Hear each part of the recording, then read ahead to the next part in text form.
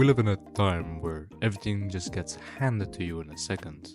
You bored? Here's a glass brick that keeps you entertained for the day. You hungry? Let me just order a double Whopper with a 10-piece and deliver it to my doorstep. You lonely? Here are like 20 AI girlfriend apps to keep you occupied. Yes, it is amazing that we can just fulfill our needs in seconds. The difficulties human had in the Stone Age are now solved and put on a silver plate. Think about how times have changed. If Geraldine over here was hungry, he had to go out, walk 15 miles to find some random mammoth and kill it with his bare hands. Say bye to Uber Eats, say bye to DoorDash, say bye to Grubhub. Well, no one really used that anyway. And then think about the freaky. If Geraldine wanted to have a freaky time, he had to go out to his little tribe, choose one woman out of two, which was called Ukabella, and have a little dance.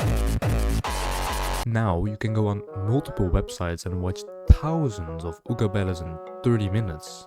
You can now even go to some random ass party and have many real life Ukabellas there. What point am I trying to make? Everything is becoming so easy to get and achieve that we are becoming, well, basically lazy. Because everything is just put on a silver plate, there is no need to put any effort in getting anything. What is the reason to go out and have a walk if I can watch a video of it on my phone?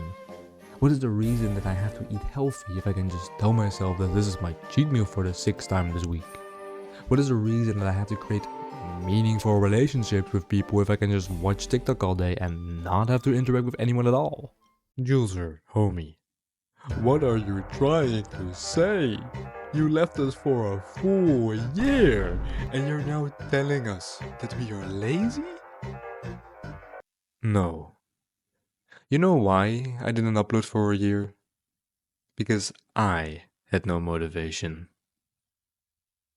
Yeah. Okay, I said it. I had no motivation. But I believe it's a universal problem. Like, raise your hand if you worked out during the week in any way, shape, or form. Okay, good. Well, now, raise your hand if you didn't watch any short-form content during this week, like Instagram Reels or TikToks.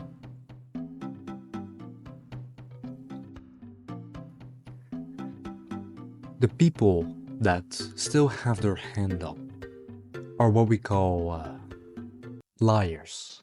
You can even refer it back to gaming.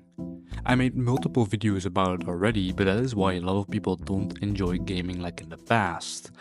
When we were 4 years old, we didn't have TikTok, DoorDash or Ugabellas, we just had ourselves. You weren't overstimulated by Cocomelon or random brain rot. You probably could get a rock for Christmas and be the happiest child in the world. Damn, a video game would make you so happy that it almost looked like you sniffed up some icing sugar. And sometimes we are trying to recreate those moments of pure joy and excitement. We put up an old game from our childhood, we play a couple minutes and man, this shit is boring. How did I have 1,000 hours of cooking mama hobbies and fun and actually enjoyed it? Well, because it was the only thing I had. Well, there has to be a solution to be able to actually enjoy things again. Yo, bro, you just need to do a dopamine detox and you will be able to make $1 gazillion in 2 hours. Get all the Ooga Bellas you want and enjoyably read the Webster's third new international dictionary. Or that's what random gurus are telling us nowadays. Just become a monk for 2 weeks and you'll feel like you're living in your childhood again. I think the problem lies deeper in ourselves. What if it isn't about resetting your brain like you do with your grandma's TV when it doesn't work? Can we change how we eventually enjoy activities again? To be motivated again?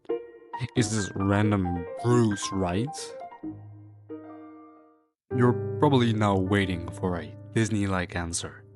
If you believe in yourself, you can do anything. Don't worry, we will be motivated again someday. Well, what if I tell you that I think that there is no solution? That we are genuinely trapped. We fell into a hole and now there's no way of getting out. Luckily we have our phone, a double Mac chicken and a freaky magazine with us, so we're good. But you think, if I stay here, I miss the wonder and beauty outside of this hole. There's so much more than just sitting here, right? You know what? I'm getting out. And you climb with all your strength out of this hole. And you feel freed and enjoy the beauty of life outside for a few days. Till you realize that you are out of nowhere back into this hole. How did I even get in here again? And then you realize something else. The last time you were sitting down here, it wasn't an accident. You jumped in it. Intentionally. And then the loop starts again. You climb out only to jump back in. Why? Because the hole is cozy. Life ain't always beautiful and great. Life is tough. And that hole makes us feel safe. Nothing can harm us there. And maybe that's what kills our motivation as well. Not laziness, but the comfort of that cozy hole. A world where you never have to climb out.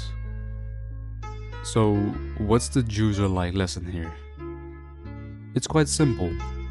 Be grateful for the time out of this hole. Be grateful for the sun that hits your face. Be grateful for the air that doesn't smell like dust. Be grateful for the time that you found strength to be free, even if it was for a minute. And perhaps say to yourself, thank you for this moment. The moment I found strength to climb out. The moment you helped me to remember what it feels like to live again.